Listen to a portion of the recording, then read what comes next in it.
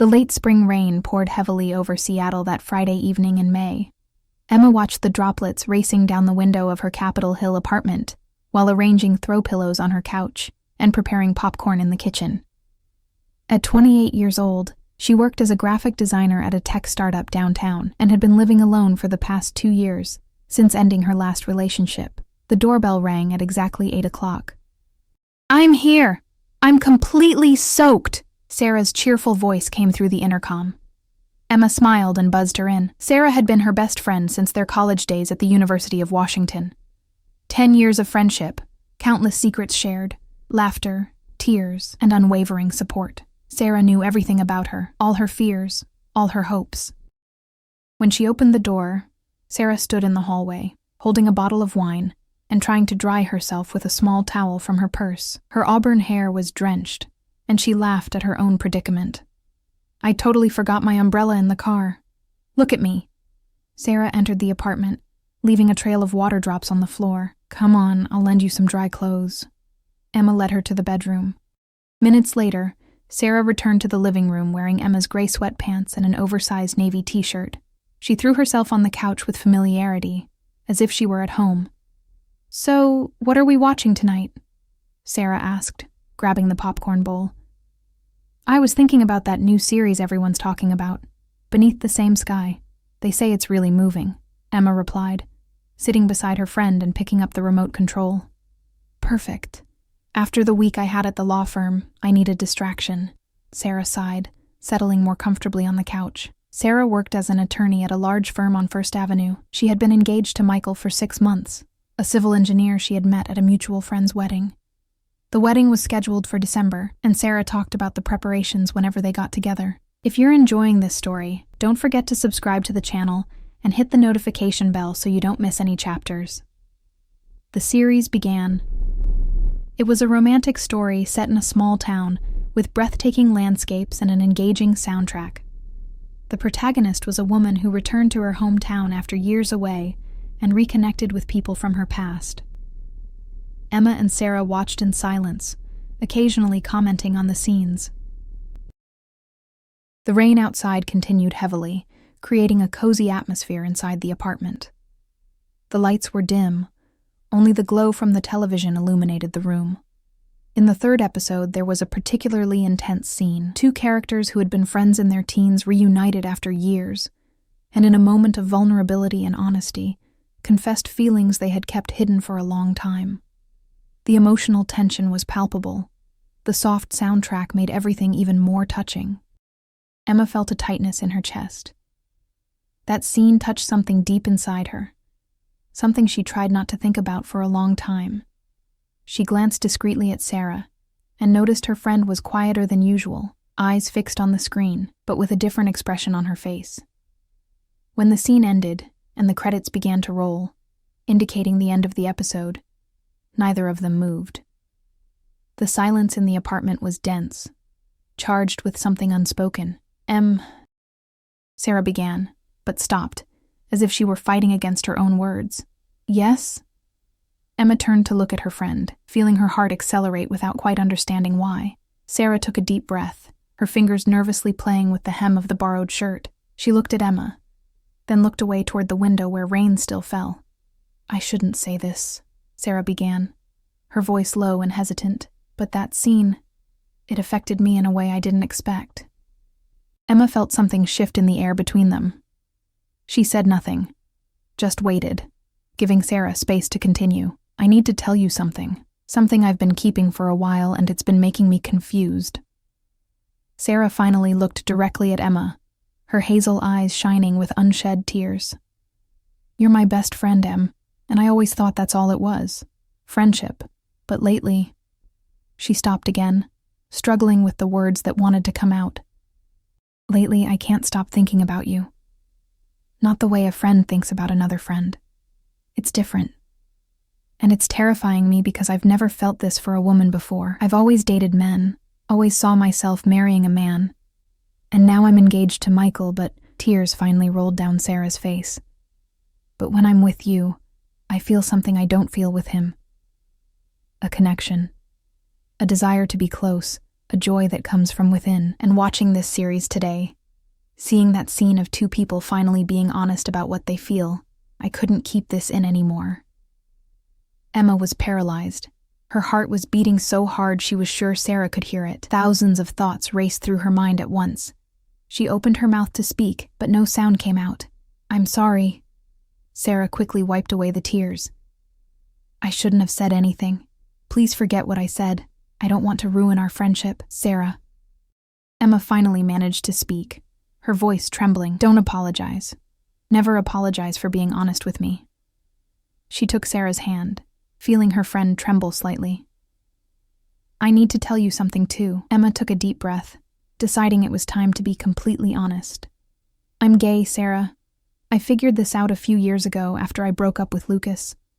I realized I had never felt truly complete with him, or with any other man I dated. And when I finally allowed myself to explore who I really am, everything made sense." Sarah's eyes widened in surprise. "You never told me." "I know, and I'm sorry for that. I wanted to tell you earlier, but I never found the right moment, and then you got engaged to Michael, and I didn't want you to think I was judging you or trying to influence you in any way." Emma squeezed her friend's hand. "But now I need to tell you something else. Something I've been keeping too." Sarah's heart seemed ready to jump out of her chest. "I have feelings for you, Sarah, for longer than I'd like to admit. But you were happy with Michael, making wedding plans, living the life you always wanted. And I would never do anything that could interfere with that. Your happiness has always been more important to me than any feelings I might have." They sat there, holding hands, processing the confessions they had just made. The rain outside was beginning to slow, but inside the apartment, an emotional storm was just beginning. "What do we do now?" Sarah asked, her voice barely a whisper. "I don't know," Emma admitted. "But I think first you need to understand what you're really feeling. This isn't something to rush, Sarah. You have an entire life built in one direction. You have Michael, you have the wedding planned, you have expectations from family and friends." "I know," Sarah interrupted. "And that's what scares me the most. Because everything in my life was following the perfect script. College, career, engagement, marriage. It was everything I always thought I wanted. But lately, whenever I think about the future, I feel empty, like something is missing. And when I'm with you, that emptiness disappears." Emma felt tears in her own eyes. "Sarah, you need to be sure, not for me, but for yourself. Questioning your sexual orientation isn't something simple, especially when you've already built an entire life based on another identity.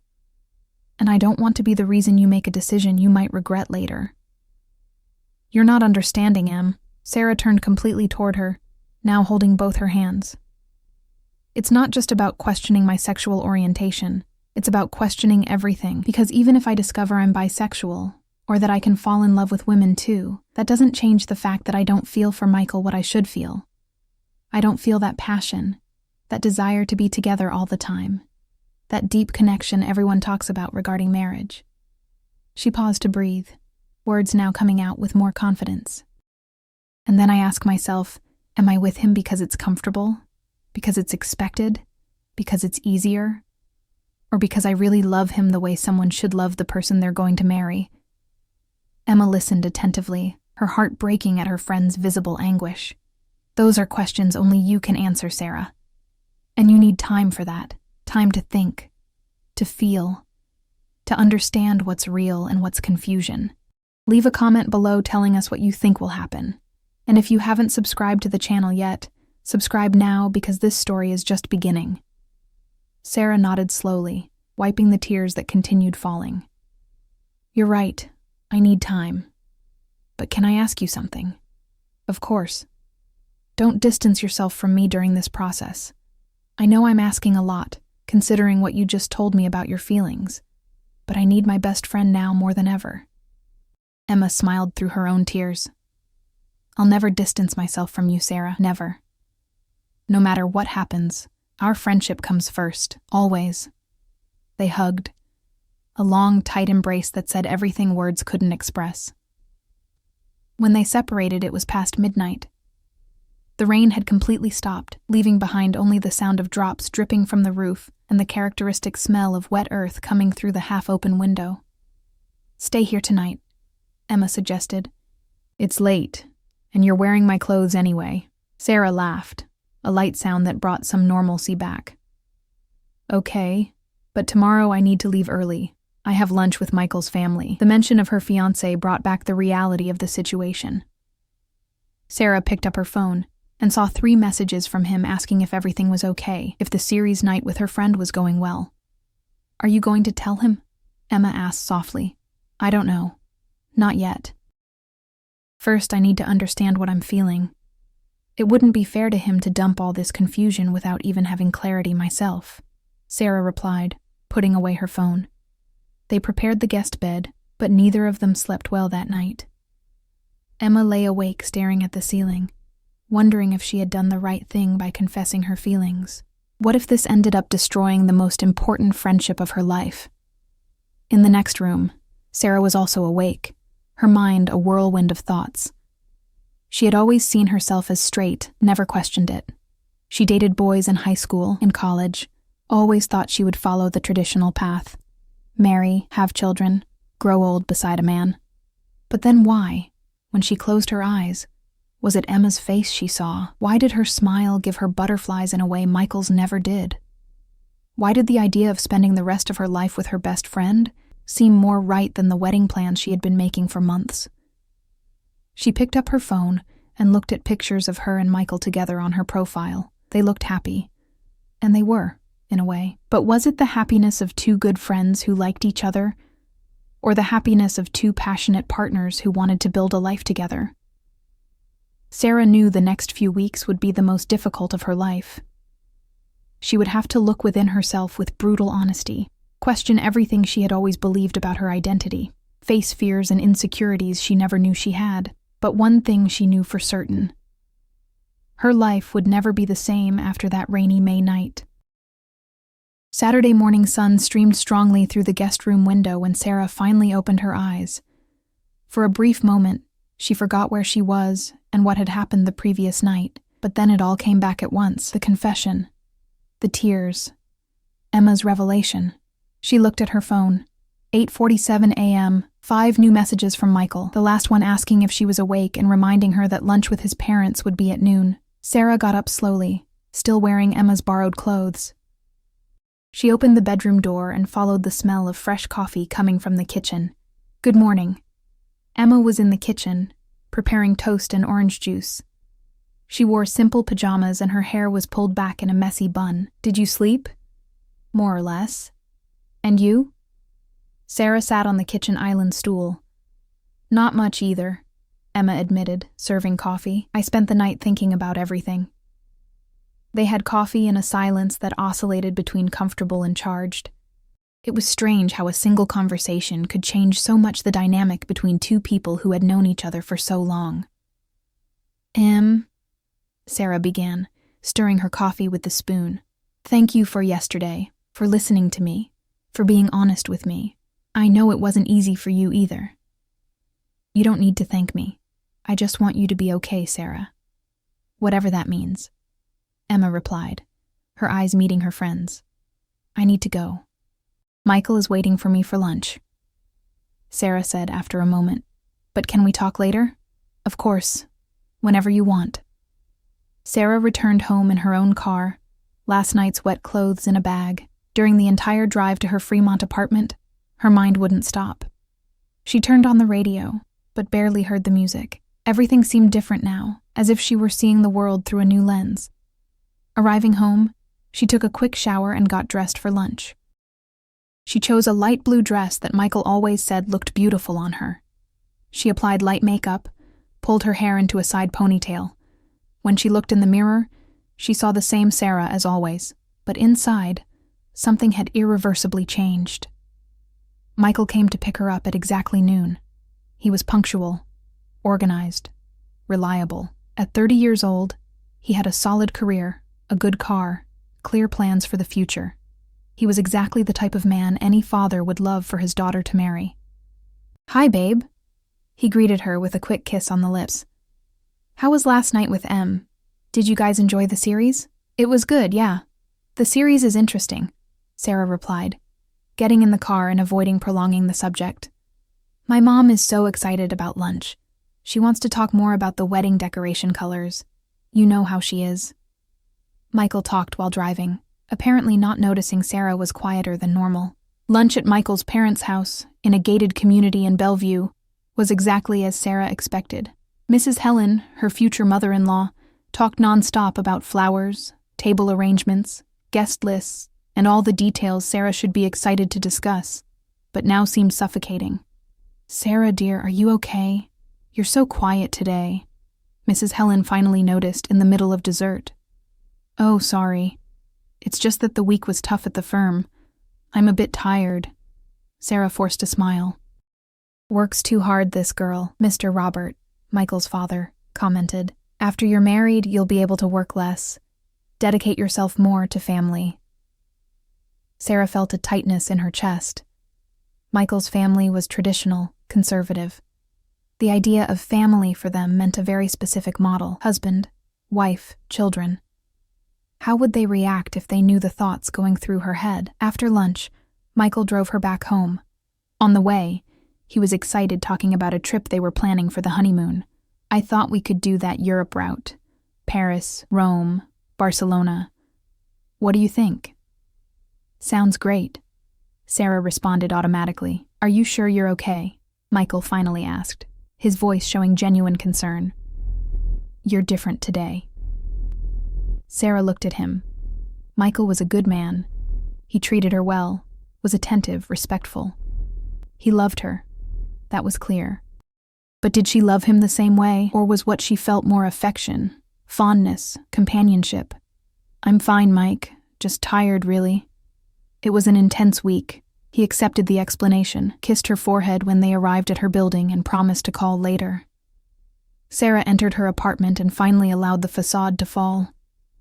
She threw herself on the couch and let the tears fall. Not tears of sadness, exactly, but of confusion, fear, uncertainty about everything. She picked up her phone and, without thinking much, sent a message to Emma. Can I come over? The response came almost immediately. Always. Half an hour later, Sarah was back at Emma's apartment. This time, she didn't need to hide anything. As soon as Emma opened the door, Sarah entered and broke down. I can't anymore, Em. I can't keep pretending everything's okay. Emma guided her to the couch, sat beside her, and just held her hand, letting her talk. Lunch with Michael's family was suffocating. Everyone talking about the wedding, about our future, about the plans they have for us, and I was there, smiling and agreeing, but inside feeling like I was drowning. She wiped the tears that wouldn't stop falling. And the worst part is, he's not at fault for anything. He's a wonderful guy. He loves me, treats me well. Why can't I just love him the way I should? Because love isn't something we control, Sarah, Emma said gently. We don't choose who we fall in love with or how we fall in love. Enforcing something that doesn't exist isn't fair to you or to him. But what if I'm confusing things? What if it's just a phase, momentary confusion? Would I throw everything away because of that? Or maybe, Emma chose her words carefully, you're finally allowing yourself to feel what you really feel, without worrying about what's expected of you. Sarah was silent for a long moment, absorbing the words. How did you know that you were gay? How was that process for you? Emma took a deep breath, remembering her own journey of discovery. It wasn't overnight. It was gradual. I always felt there was something different.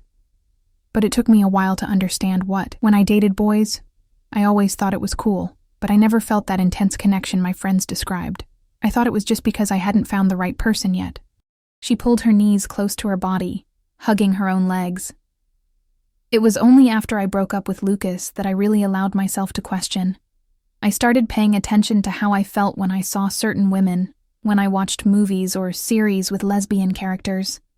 And then everything started making sense. It was like I had finally found the missing piece in the puzzle of my life. And your family? How did they react? My parents took time to process, but in the end they accepted.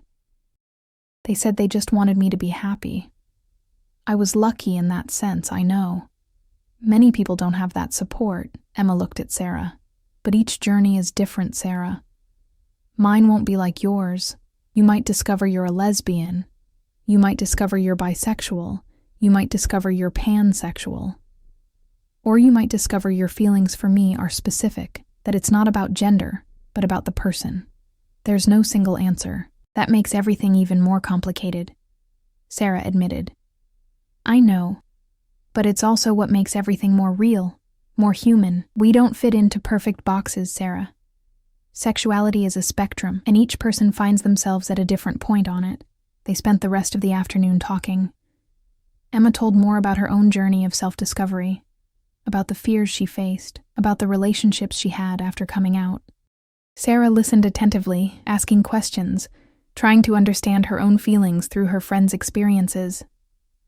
I scheduled a session with a therapist, Sarah revealed when evening was already falling. For Wednesday, I think I need professional help to process all this. I think that's a great idea, Emma smiled, proud of her friend's courage. But there's something else. Sarah hesitated. I need to talk to Michael. I can't keep leaving him in the dark while I work through all this. It wouldn't be fair. Are you going to tell him everything? Not everything. Not yet, but I'm going to ask for time. I'm going to say I need to rethink some things before the wedding. He deserves at least that. Emma nodded, though she felt a pang of fear. What if Sarah decided she was wrong? What if she chose to continue with Michael, burying these feelings and Emma's confession along with them? But she pushed those thoughts away. This wasn't about her.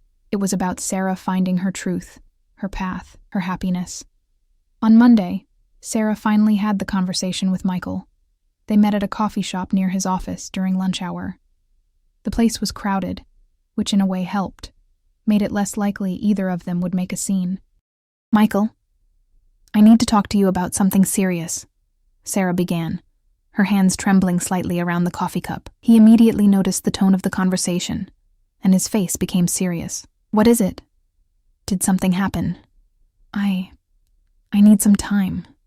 To think about the wedding, about us, about everything. Michael's face lost color. What do you mean, time? Sarah, we've been engaged for 6 months. The wedding is in December. What's going on? I don't know how to explain it right. It's just, I've been feeling like I'm just following a script, you know? Doing what's expected of me, not necessarily what I really want. And it's not fair to you to marry me while I'm feeling this way. But do you love me? He asked, his voice breaking a little. Sarah looked directly into his eyes. She owed him at least honesty. I care about you a lot, Mike. You're an incredible guy. But I don't know if what I feel is the kind of love I should feel for someone I'm going to marry. And I need to figure that out before taking such an important step. Tears began rolling down Michael's face. Is there someone else? Sarah hesitated. Technically, there wasn't. Not in the way he was thinking, but there was someone else occupying her thoughts, her heart. It's complicated. Not the way you're thinking, but I need to figure out some things about myself first. Michael was silent for a long moment, processing. How much time do you need? I don't know. A few weeks, maybe. I know it's not fair to ask this, but Sarah, I love you. If you need time to be sure, I'll wait. But please be honest with me. If you decide you don't want to marry me anymore, tell me. Don't leave me waiting for something that won't happen. I promise, she replied, her own voice choked. They said goodbye with an uncomfortable hug. Sarah left the coffee shop feeling free and guilty at the same time. She had taken the first step, but there was still a long road ahead. On Wednesday, Sarah had her first therapy session. Dr. Patricia was a woman in her 50s, with a cozy office in the Queen Anne neighborhood. Sarah told everything, about Michael, about Emma, about the confusion she felt regarding her own identity. Sarah, what you're going through is more common than you imagine, Dr. Patricia said gently. Many people spend their entire lives without questioning their sexual orientation because they simply follow what society expects of them. The fact that you're allowing yourself to question this is already a big step. But what if I'm just confusing friendship with attraction? What if I ruin my life because of an illusion? Or, the therapist counter-argued, what if you're finally allowing yourself to feel something real, something you suppressed for years because it didn't fit the narrative you built for your life? Sarah left the session with more questions than answers. but also with a sense of relief. There was someone who listened to her without judgments, who would help her navigate this unknown territory. In the following weeks, Sarah and Emma saw each other regularly. Sometimes they just talked, other times they watched series or movies, trying to maintain some normalcy in their friendship while dealing with the unresolved feelings hanging between them. Don't miss the next chapter. Subscribe to the channel now to follow what will happen with Sarah and Emma. One of those afternoons, they were at Discovery Park, walking around the trails. It was a sunny Saturday in June, and the park was full of families, couples, groups of friends. "You know what's funny?" Sarah said as they walked. "I always looked at couples and automatically assumed they were straight, man and woman. It was the only model I knew, the only one I could imagine for myself. But now I see women couples holding hands and think, why did this never seem like a possibility for me before? Because we grow up in a society that teaches us there's only one way to love, only one type of valid relationship," Emma replied. "It takes time to unlearn that." They stopped near a tree, sitting on the grass. The sun filtered through the leaves, creating patterns of light and shadow. "Em, can I ask you a question?" Sarah turned to her. "Of course." "Oh, what's it like? Being with a woman, I mean. How is it different from being with a man?" Emma thought for a moment before responding. "It's hard to explain, because each person is different, regardless of gender. But for me, there's an understanding, a harmony I never felt with men. It's like we speak the same emotional language, you know. And physically, it's more about connection, about reciprocity, about really caring about the other person's pleasure and well-being." Sarah listened attentively, her heart accelerating. "I keep thinking about what it would be like to kiss you," she admitted suddenly, her cheeks flushing. "Sorry, that was too direct." "No," Emma smiled softly. "Don't apologize for being honest, but Sarah, we can't do this. Not while you're still engaged, not while you're still figuring out your own emotions. It wouldn't be fair to either of us." "I know," Sarah sighed. "You're right. It's just that the more time passes, the more certain I am of my feelings. And the harder it gets to be near you without being able to touch you, kiss you. I know. Believe me. I know," Emma replied, her voice loaded with contained emotion. "But you need to do this the right way.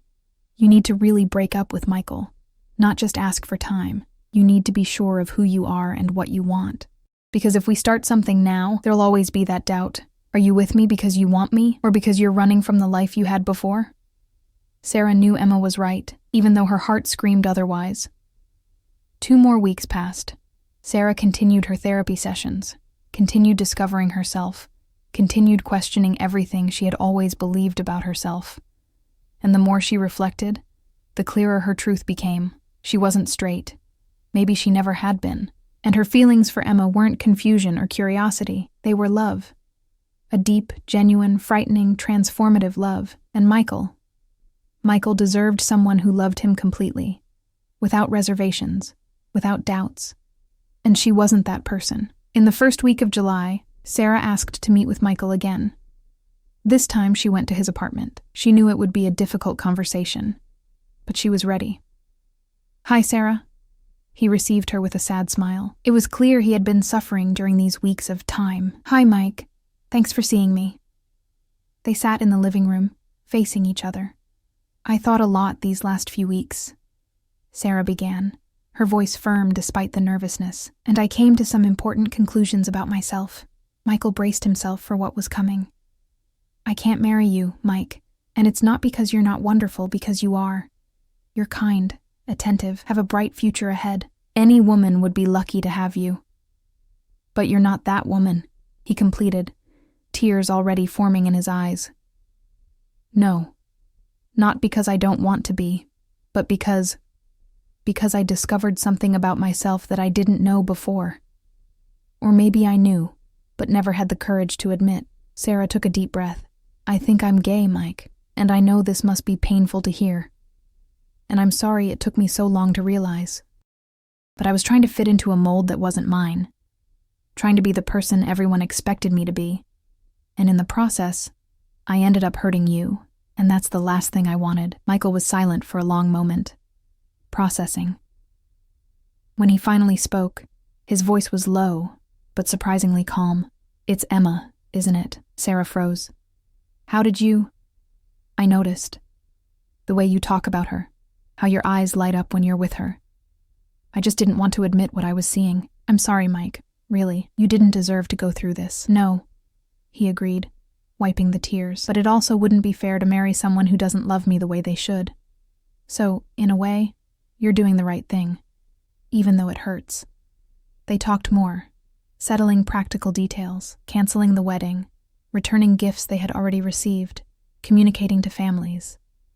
It was painful, but necessary. When Sarah left Michael's apartment, she felt as if an enormous weight had been lifted from her shoulders. It was the beginning of something new, scary but exciting. It was the beginning of finally being herself. The days following the breakup with Michael were an emotional roller coaster for Sarah. There was relief, freedom, but also guilt and fear of the unknown. She had spent years building a life based on external expectations, and now she needed to discover who she really was when all those expectations were removed. The first person Sarah told about the breakup was, naturally, Emma. They met at a coffee shop in Capitol Hill, a rainy Tuesday afternoon. "I broke up with Michael," Sarah announced as soon as she sat down, before even ordering anything. Emma stopped with her cup halfway to her lips. "When?" "Last Saturday. It was difficult, but necessary. And he was incredible, even more understanding than I deserved." "How are you feeling?" "Honestly, relieved, scared, free, all at the same time." Sarah finally picked up the menu, but wasn't really looking at it. "And I need to ask you something." "What?" "I need more time, Em. Time to discover myself, to understand who I am without being in a relationship, without trying to be what someone expects from me.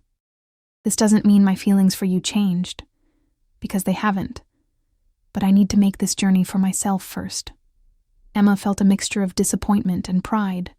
Disappointment because part of her hoped that once Sarah broke up with Michael, they could finally be together. But pride because Sarah was making the right choice, the courageous choice. "I completely understand, Sarah. And you're right.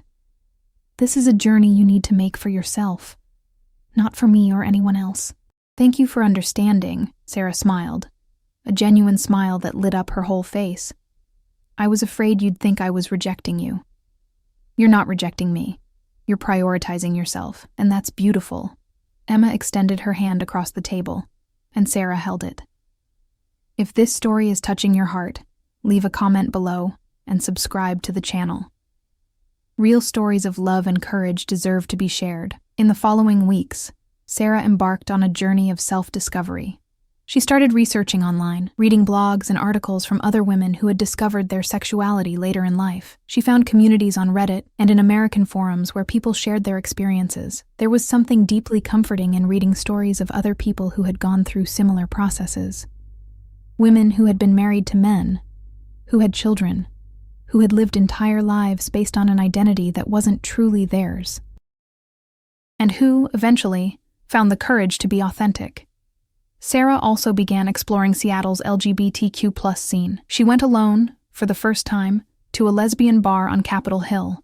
Her heart beat hard when she entered, a mixture of nervousness and excitement. The place was full, music playing, groups of women talking, laughing, dancing. She sat at the bar and ordered a beer. A woman beside her, noticing she looked lost, started a conversation. "First time here?" the woman asked with a friendly smile. She had short hair dyed purple and several piercings. "Is it that obvious?" Sarah laughed nervously. "A little?" The woman extended her hand. "I'm Taylor. Welcome to the best lesbian bar in Seattle." They talked for hours. Taylor was a DJ, 32 years old, and had been out since she was 18. She introduced Sarah to some friends, and for the first time, Sarah felt part of a community. There was something liberating about being in a space where she didn't need to explain, where she could simply be. "You've got that fresh-out-of-the-closet look," one of Taylor's friends, named Jordan, commented with an understanding smile. "Is it that obvious?" Sarah asked, already knowing the answer. "Baby gay vibes," Jordan laughed. But that's beautiful. You're at the beginning of an incredible journey of self-discovery. Sarah began frequenting the bar regularly. She made friends, heard stories, learned about LGBTQ+ culture, about the challenges and joys of being a queer woman in America. It was as if an entire world that had always existed, but that she had never seen, suddenly opened up to her. During this period, Sarah and Emma maintained contact, but with careful respect for the boundaries Sarah had established. They saw each other occasionally for coffee or lunch, talked about how they were doing, but Emma made sure to give space for Sarah to explore her new identity without pressure. One afternoon, Sarah was at Emma's apartment, telling her about her recent adventures in Seattle's lesbian scene. Emma listened with a smile, happy to see her friend so animated, so free. "I met a girl last week," Sarah said suddenly, and Emma felt her heart tighten. "She's a DJ, really cool, and she asked me out." "And are you going?" Emma asked, keeping her voice neutral. "I don't know. I mean, she's cool and everything, but..." Sarah stopped, looking directly at Emma. "She's not you." The air between them became dense. Weeks of careful distance, of respect for established boundaries. Everything seemed to evaporate in that moment. "Sarah," Emma began. I know. I said I needed time, and I do. But that doesn't change what I feel for you." "Actually, the more time passes, the more certain I am." Sarah got up from the couch, walking to the window. "I go out with other women, talk, laugh, have fun. But always, I find myself thinking, I wish Em were here, or I need to tell Em about this. You're in all my thoughts, in all my moments." Emma got up too, walking until she was behind Sarah. "You don't know how hard it is for me to hear this, and not be able to hug you, kiss you, tell you how much I think about you all the time too." Sarah turned, and they stood there, just inches from each other. The tension was palpable, the air charged with everything that wasn't being said. "How much longer do you need?" Emma asked, her voice little more than a whisper. "I don't know. I just know that when we're together, everything feels right. But I also know I need to be able to support myself alone before I can truly be with someone. I don't want you to be a crutch, Em. I don't want you to just be a transition between the life I had and the life I want to have. You could never be a crutch for me, Sarah. But I can be for myself. I spent years depending on a relationship to define me. First my boyfriends in college, then Michael. I need to discover who Sarah is when Sarah is alone. Do you understand?" Emma understood. It was painful, but she understood. They moved away from each other, the moment passing without a touch, without a kiss. But both knew something had changed again. Time was running out. Soon, very soon, they would have to make a decision about what to do with all these feelings. In August, Sarah had an important conversation with her parents. She invited them to dinner at her apartment on a Saturday night. She prepared their favorite food, lasagna from her grandmother's recipe, and waited for the right moment during dessert. "Mom, Dad, I need to talk to you about something important," she began, her heart racing. Mrs. Linda and Mr. David exchanged worried looks. "Is it about Michael, dear? We heard you two broke up," Mrs. Linda said gently. "Yes, but it's not just about that. It's about the reason we broke up." Sarah took a deep breath. "I discovered something about myself. Something I think was always there, but that I never had the courage to face." She looked at her parents, seeing love and concern in their faces. "I'm gay, and I know this might be a surprise, might be hard to understand because I always dated men. But it's who I really am, and I couldn't keep living a lie." The silence that followed seemed to last an eternity. Mrs. Linda had tears in her eyes, and Sarah couldn't decipher if they were of sadness or another emotion. "Sweetheart, Mr. David finally spoke, his voice choked. "Do you think we didn't know?" Sarah's eyes widened. "What?" "Honey, we're your parents. We've known you since you were born." Mrs. Linda got up and hugged her daughter. "We saw how you looked at certain women, how you reacted to certain themes. We were just waiting for you to feel comfortable telling us." Tears finally fell freely down Sarah's face. "You're not mad? Disappointed?" "Disappointed? Sarah, the only thing that would disappoint us would be if you weren't happy, if you didn't live your truth. Mr. David joined the hug. "We love you, sweetheart. No matter who you love, we'll always support you." It was a moment of deep healing for Sarah. She had built so much fear in her head about how this conversation would go, but the reality was much better than any scenario she had imagined. "And Emma?" "Mrs. Linda asked when they separated from the hug. "It's her, isn't it?" Sarah was surprised again. "How did you—" "My dear, for heaven's sake," Mrs. Linda laughed through tears. "The way you talk about her, how your eyes light up when she's around. I saw that even when you were with Michael." "It's complicated," Sarah admitted. "I need to find myself first before I can truly be with her, and you're right to do that," Mr. David agreed. "But don't let fear stop you from being happy when the right time comes." That night was a turning point for Sarah. With her family's support, she felt stronger, more capable of facing any challenge that came her way. This story is just beginning. Subscribe to the channel so you don't miss the next chapters of this incredible journey. In September, Sarah decided she was ready to take another step. She had explored the LGBTQ+ community, had gone out with some women, nothing serious, just meeting people, had done therapy, had her family's support. Now it was time to be completely honest about who she was, publicly. She created an Instagram post, a photo of her smiling, with a sincere caption about her journey of self-discovery. She talked about ending the engagement, about discovering her sexuality, about the importance of living authentically. She ended with a quote she had read on a blog. "There is no greater freedom than being completely yourself." The responses were overwhelmingly positive. College friends, work colleagues, distant acquaintances, everyone sent messages of support. There were some negative comments, of course, but they were easily ignored compared to the wave of love she received. Emma commented on the post, "Proud of you for your courage.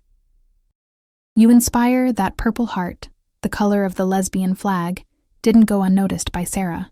2 weeks later, Sarah woke up on a Saturday and realized something. She was happy. Genuinely, deeply happy.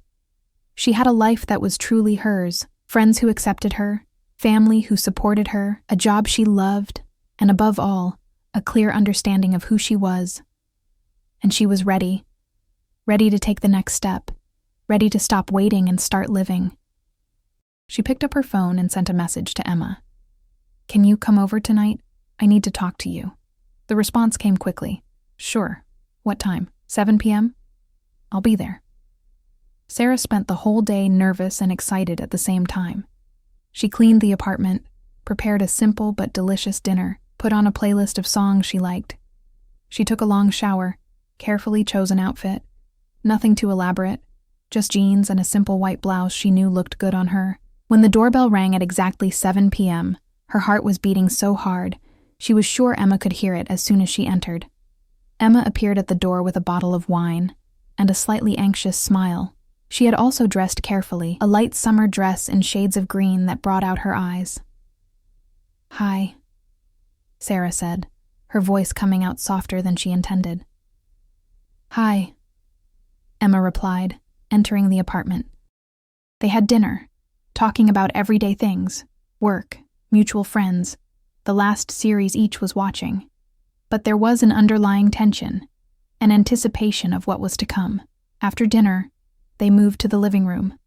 Sarah served the wine, and they sat on the couch, with careful distance between them. "So," Emma began, "you said you needed to talk to me?" Sarah put her glass on the coffee table and turned completely toward Emma. "These last months have been the most intense, most transformative of my life. I discovered myself in ways I never imagined were possible. And through it all, you were there. Not as pressure, not as expectation, but as a constant presence, a safe harbor." Emma listened in silence, her heart accelerating. "And I realized something. I can be happy alone. I can support myself, love myself, live a full life without being in a relationship. I proved that to myself these months." Sarah took Emma's hand. "But I also realized I don't want to be alone, not because I need someone to complete me, but because I want to share my life with someone who understands me, who accepts me, who loves me for what I really am." Tears began falling down Emma's face. "And that person is you, Em. It always was you. I love you. Not as a friend, not as confusion, but as someone I want to wake up beside every day. Someone I want to build a life with, someone I want to grow old with. Sarah. Emma could barely speak. I know I asked for time, and you gave it to me. I know I was cautious, and you respected that. But now I'm ready. If you still want me, if your feelings haven't changed, I'd like to try. For real this time. Emma didn't respond with words. Instead, she leaned in and, finally, after months of waiting, of restraint, of respect for boundaries, she kissed Sarah.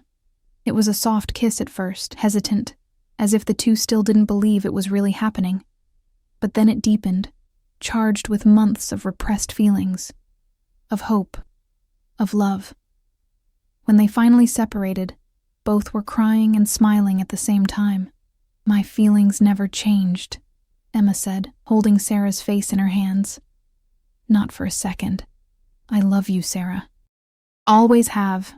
They kissed again, and for the first time in months, Sarah felt completely at peace. She had found her path, her truth, her home, and it was in Emma's arms. The first months of Sarah and Emma's relationship were a mixture of discoveries, joys, and some unexpected challenges. They had waited so long to be together that when it finally happened, it was almost surreal. It was October, and Seattle was in its characteristic autumn. Leaves changing colors, crisp mornings, evenings that asked for warm blankets and hot chocolate. Sarah began spending more time at Emma's apartment, or Emma at hers. They cooked together, watched movies curled up on the couch, talked for hours about everything and nothing. You know what's funny? Sarah said one night, while they were lying on the couch, Emma stroking her hair. We already knew each other so well as friends that there wasn't that awkward phase of getting to know the other person. I already knew your quirks, your preferences, your fears. But there's a difference between knowing someone as a friend and knowing them as a partner, Emma responded thoughtfully. They're different layers of intimacy. True. Like I didn't know you snore slightly when you sleep on your back, Sarah teased. I don't snore. Emma feigned indignation, tickling Sarah, who laughed and tried to defend herself. It was in these moments of lightness and complicity that Sarah realized how much she had changed. 6 months ago, she was planning a wedding with a man she liked but didn't truly love. Now she was building a life with someone who made her feel complete in a way she had never experienced. If this story is affecting you, share it with someone who also needs to hear about true love, and subscribe to the channel for the next chapters. But not everything was easy. There were moments when Sarah caught herself questioning if she was being gay the right way, if she really belonged to the LGBTQ+ community since she had spent so long identifying as straight. One night, after an LGBTQ+ event they had attended together, Sarah was particularly quiet on the way home. What's wrong? Emma noticed. You've barely spoken since we left the event. It's just... Sarah hesitated. There was a girl there who asked me how long I'd been out. When I said it had only been a few months, she gave a little laugh and said something like, baby lesbian. How cute. And I know she didn't mean to be mean, but it made me feel like, I don't know, like I wasn't really gay, like it was just a phase or something. Emma pulled the car over and held Sarah's hand. Sarah, look at me. There's no right way to be gay. There's no timeline or time requirement. You discovered your sexuality when it was the right moment for you, and that doesn't make you any less valid than someone who came out at 15. But what if people think I'm just a straight woman experimenting, or that I'll go back to men eventually? Then those people don't deserve to have you in their lives, Emma said firmly. Sarah, you fought so hard to get where you are. You ended an engagement, faced your family, came out publicly. No one has the right to question the validity of your identity. Sarah nodded slowly, tears in her eyes. How do you deal with it? With the judgments? With people who don't understand? Honestly? Not always well. There are still days when ignorant comments affect me. But I learned that the opinion of people who don't know me, who don't live my life, doesn't define who I am. Emma wiped a tear rolling down Sarah's face. And you'll learn that too. It takes time, but you'll get there. That conversation strengthened the bond between them even more. Sarah realized she wasn't just dating Emma. She was with someone who understood the nuances and challenges of being a queer woman in America, someone who could guide her through the still unknown waters of this new identity.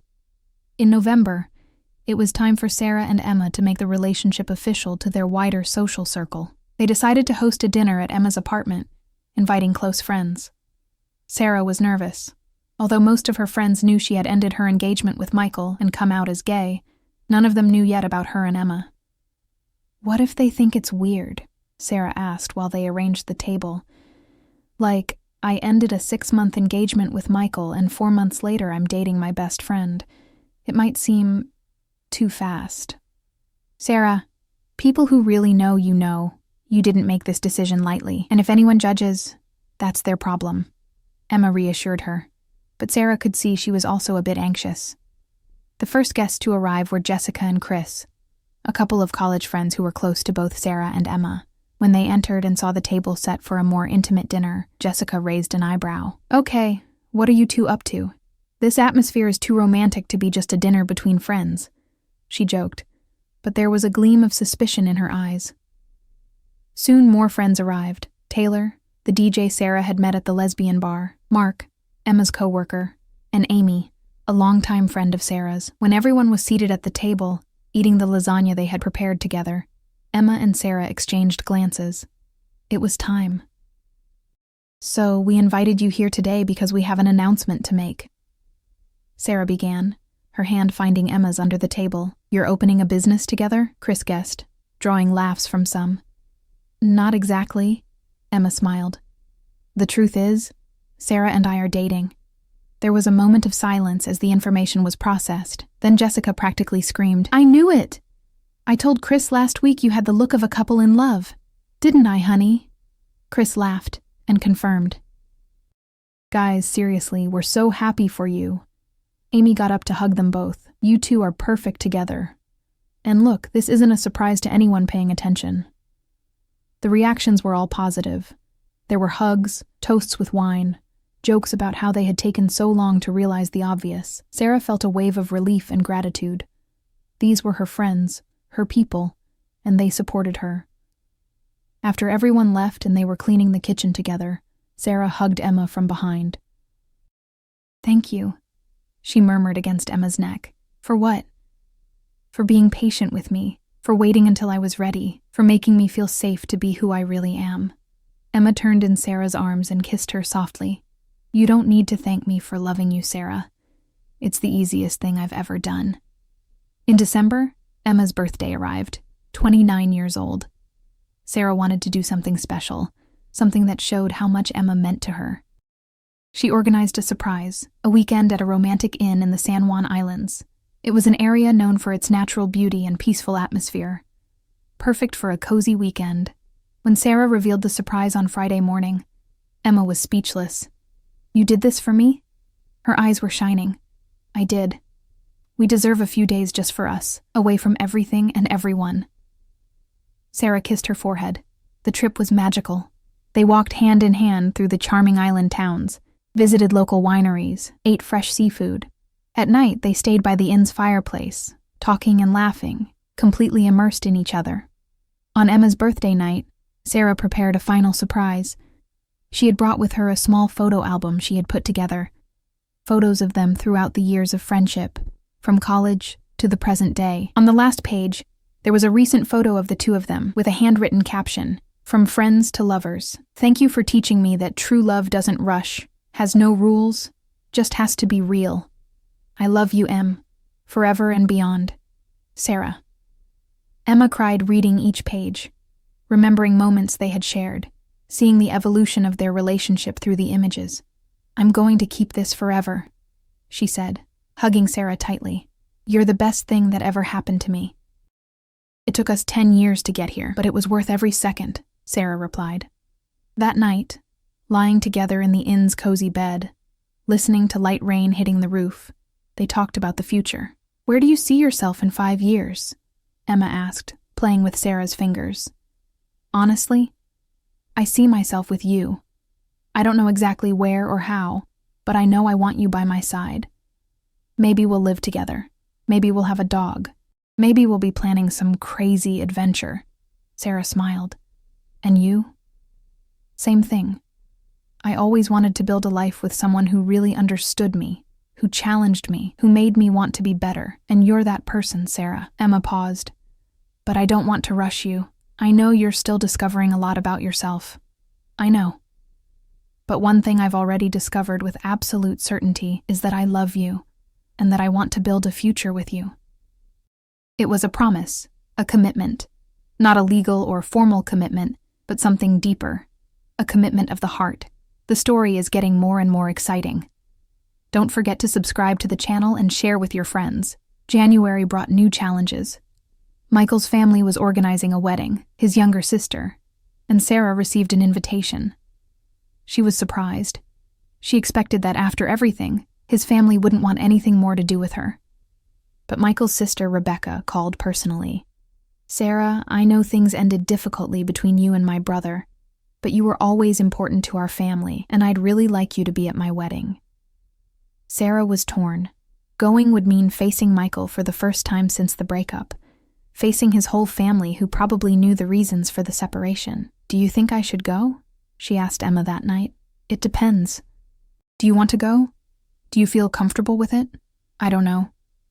Part of me feels I owe this to Rebecca. We were always close, but part of me is afraid of how it'll be." "Then maybe the question is, do you regret breaking up with Michael?" Emma asked carefully.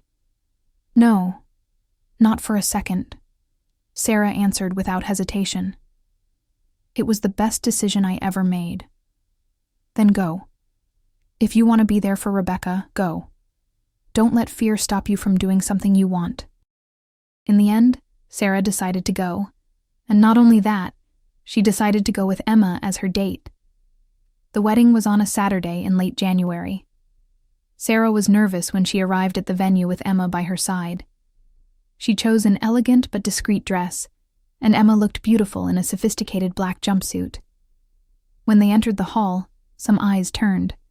Sarah saw recognition, surprise, and in some cases disapproval on the faces of people she knew. But she kept her head high, Emma's hand firm in hers. Rebecca received them with a warm hug. "Sarah, you came, and you brought Emma, right?" She smiled genuinely. "I'm glad you're both here." During the cocktail hour before the ceremony, Michael appeared. Sarah saw him first and felt her stomach turn, but he approached with a small, polite smile.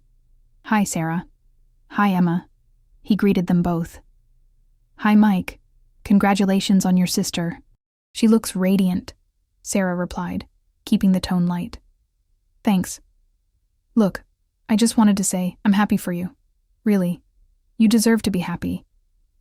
He glanced briefly at Emma and then back at Sarah. "And I'm okay too. I met someone. So, everything's good between us." It was a moment of closure Sarah didn't know she needed. They talked for a few more minutes, trivialities about work and life, before Michael excused himself to greet other guests. "Are you okay?" Emma asked afterward. "I am. Actually, I'm great," Sarah smiled. "It was good to see he's moved on too. Takes away a weight I didn't even know I was carrying." The wedding was beautiful, and Sarah and Emma danced together on the dance floor, not caring about the stares. Some people came to congratulate them, curious but polite. Others ignored them completely. But none of that mattered. They had each other, and that was all they needed. When February came, Sarah took stock of the year that was ending. 12 months ago, she was in a completely different place in her life. Engaged, living a lie, unhappy without even fully realizing it. Now, she had clarity. She had authenticity. She had true love. She had a community that supported her, and a family that accepted her. "This was the most transformative year of my life," she told Emma one February night, while they decorated a small Valentine's tree in Emma's apartment. "And what a year ahead," Emma put a heart on top of the tree. "We're going to spend Valentine's Day together for the first time as a couple. My mom is already excited. She's basically adopted you as part of the family." Sarah laughed. "And my parents want to get to know you better. They're loving seeing how happy I am." Sarah hugged Emma from behind, resting her chin on her shoulder. "Thank you for this year, Em, for everything. We did this together." Emma turned to kiss her. "And we'll do so much more together in the years to come." It was a promise. a promise of future, of love, of partnership. And Sarah had never been more certain of anything in her entire life. March brought the spring rains back to Seattle, along with cherry blossoms beginning to bloom throughout the city. Sarah and Emma started the new year together, at a party at a mutual friend's house, where they kissed at midnight while fireworks exploded in Seattle's sky. New year, new life, Sarah toasted, her eyes shining in the candlelight decorating the balcony where they stood. Technically, your new life started last year, Emma teased with a smile. True. So this is the year to consolidate this new life, to live fully, without fear, without reservations. And that's exactly what they did. In April, during Pride Month celebrations in Seattle, they went together to the Capitol Hill Pride Parade. The street was packed with people celebrating, dressed in vibrant colors, glitter everywhere. Sarah had never felt so free. She danced, laughed, kissed Emma in the middle of the crowd without worrying about who was watching. A year ago at this time I was choosing wedding dresses, Sarah commented during a break for water and shade. Today I'm here, dressed as a mermaid, kissing my girlfriend in the middle of a pride parade. Life really changes fast. Any regrets? Emma asked, even knowing the answer. Never. This version of me is who I always should have been. May marked 1 year since that rainy night when everything changed. Sarah and Emma decided to celebrate by going back to Emma's apartment and watching the same series they watched that fateful night. We should thank the writers of this series, Sarah joked as they settled on the couch, in the same position as a year ago. If it weren't for that scene, I might never have had the courage to say what I felt. Or maybe you would have, just later. Emma put her arm around her shoulders. I believe some things are inevitable. We were meant to get here eventually. Do you believe in destiny? I believe some people are made to be together. And I think you and I are those people. If you believe in the power of true love, leave your like and subscribe to the channel. This story is reaching its end, but you won't want to miss it. In June, Sarah received an unexpected job offer. A major advertising agency was offering a position as creative director, a significant promotion, with an excellent salary. The problem? It was in a different city, Portland, Oregon. 2 years ago, I would have accepted without thinking twice, Sarah told Emma that night, the offer letter on the table between them. It was exactly the kind of opportunity I always wanted. And now? Emma asked, trying to keep her voice neutral, but Sarah could sense the tension in her. Now I have you. I have a life here, and I don't know if a promotion is worth leaving all this behind. Emma was quiet for a moment, clearly struggling with something internally. Finally, she spoke. Sarah, I never want to be the reason you don't follow your dreams. If this is an opportunity you really want, you should seriously consider it. But what about us? We'll figure it out. Long-distance relationships work for many people, and it's not that far. It's a 2-hour drive. We can see each other on weekends. Emma was clearly trying to convince herself as much as Sarah. Sarah looked at the woman she loved, saw the effort she was making to be supportive, even while clearly scared at the idea of them being apart. Or, Sarah said slowly, an idea forming in her head. You could come with me. Emma's eyes widened. What? Think about it. You work as a freelance graphic designer. You can do that from anywhere.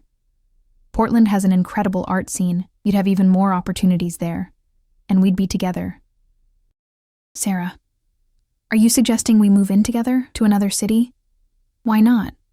We practically already live together. Half your things are in my apartment and half mine are in yours. And I don't want to be away from you, Em. Not now. Not when we're finally building something real. Emma processed this for a moment. It was a big step. Moving to another city. Starting a completely new life together. But when she thought about it, she realized she wasn't afraid. With Sarah, she felt capable of anything. Okay, she finally said, a smile growing on her face. Let's do it. Let's go to Portland. The next weeks were crazy with planning. Sarah accepted the job offer. They started looking for apartments in Portland, visiting some on weekends. They communicated to families and friends about the move. It was exciting and terrifying at the same time. Are you sure about this? Mrs. Linda asked during a Sunday lunch. It's a big change, girls. We're sure, Mom. Sarah held Emma's hand on the table. It's an adventure, and we want to live it together." "You're both so young still," Mr. David commented, but there was a proud smile on his face. "Enjoy while you can. Live, experiment, be happy." In August, they finally found the perfect apartment, a loft in the Pearl District, with views of the city, full of natural light. It was a bit above budget, but they decided it was worth it. It would be their first real home together. The move was scheduled for October. Until then, there was a lot to do. Get rid of things, pack what was going with them, say goodbye to Seattle. In September, their friends organized a farewell party. It was an emotional night, full of hugs, tears, and promises of frequent visits. "You'll be successful in Portland," Jessica said, hugging them both. "And you'll live this beautiful love you have." "Just don't forget your Seattle friends," Chris joked. "How could we?" Sarah replied. "You're part of the story of how we got here." Taylor, the DJ who had been one of Sarah's first friends in the LGBTQ+ community, had a private conversation with her before leaving. "You know you're an inspiration, right?" Taylor said. "Seeing you have the courage to change your entire life, to be authentic, to fight for what you want, that inspires other people to do the same." "I just did what I needed to be happy," Sarah replied humbly. "Exactly. And that's no small thing." Taylor hugged her tight. "Take care of Em, okay? She's special. I know. And I will. Always." The last week in Seattle was bittersweet. Sarah and Emma visited places that were significant to them. The coffee shop where they had countless conversations, the park where they walked, the bar where they celebrated small victories. "Will you miss it?" Emma asked as they walked through Capitol Hill one last time. "Yes, but I'm also excited. It's like closing a chapter to start another.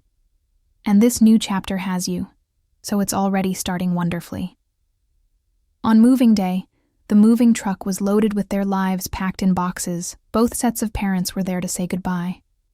"Take care of each other," Mrs. Linda said, hugging first Sarah and then Emma, "and come back to visit often." "We will, Mom. I promise." Sarah had tears in her eyes. The drive to Portland took about 3 hours. They went in Emma's car, with some additional boxes in the back seat, singing along to songs on the radio, stopping halfway to eat at a roadside restaurant. When they finally arrived in Portland, the sun was setting, painting the sky with shades of orange and pink. They parked in front of the new building and just sat for a moment, absorbing the reality. "So, we live in Portland now," Sarah said, almost not believing it. "We live in Portland," Emma repeated, taking her hand. "Together." Together. The first months in Portland were about adaptation. Sarah dove into the new job, discovering she loved the creative and challenging environment of the agency. Emma established a network of clients in Portland, her reputation as a freelance designer growing quickly. They explored the city together on weekends, Portland's famous food trucks, Powell's bookstore, the Japanese garden, coffee shops in the Pearl District. They made new friends, some at work, others in Portland's LGBTQ+ community. "I've never felt so alive," Sarah said one night, as they were on the apartment balcony, watching the city lights twinkle below them. "It's like every day is a new adventure."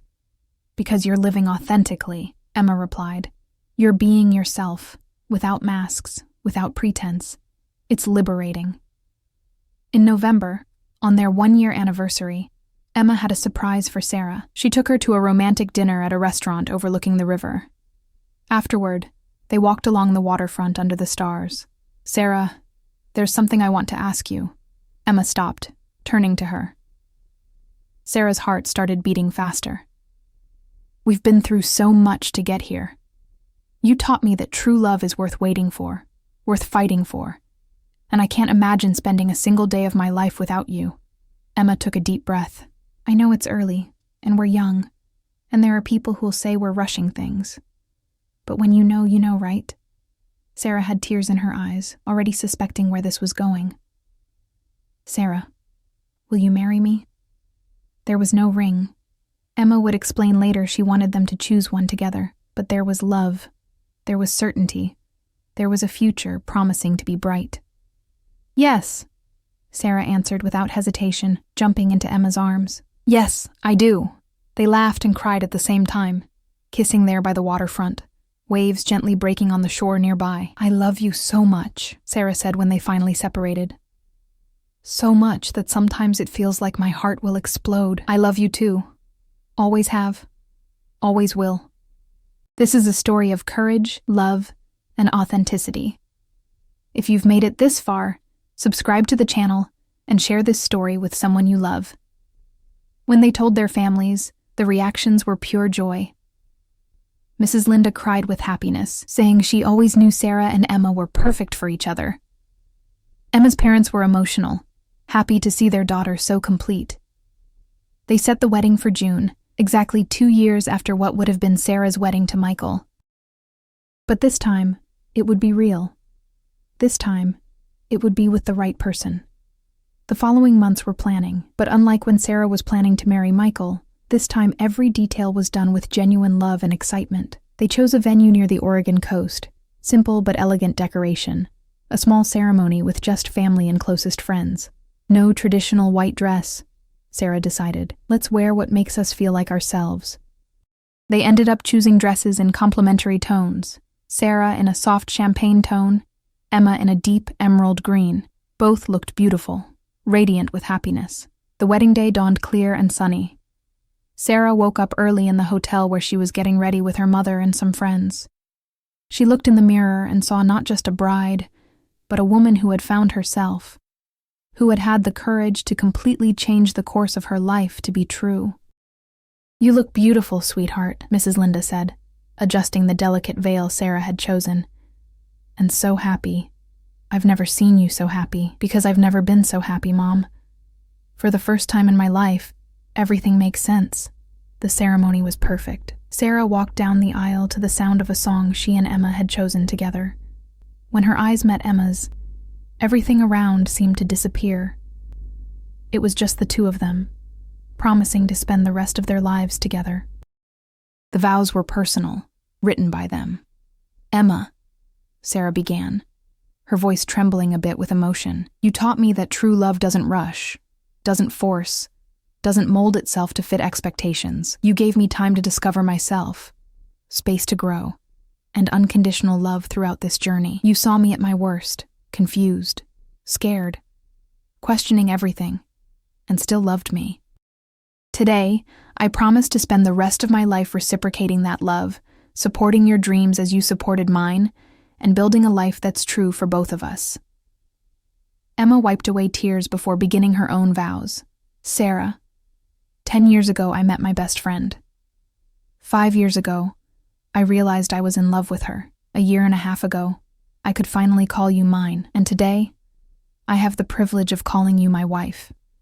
You're the bravest person I know. You had the strength to question everything, to start over from scratch, to be authentically yourself when it would have been easier to pretend.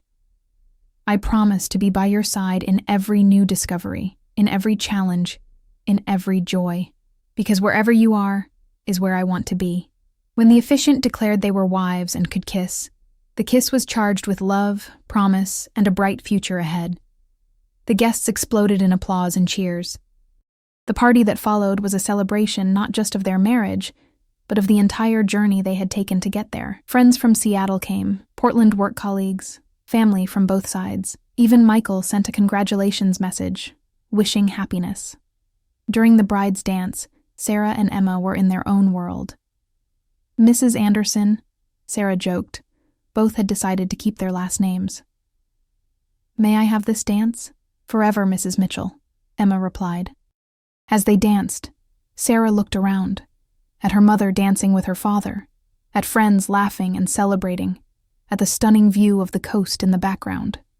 And she thought about everything that had happened to reach this moment. 18 months ago, she was a completely different woman. She was about to marry a man she didn't truly love, living a life that wasn't hers, suffocating her true identity without even fully realizing it.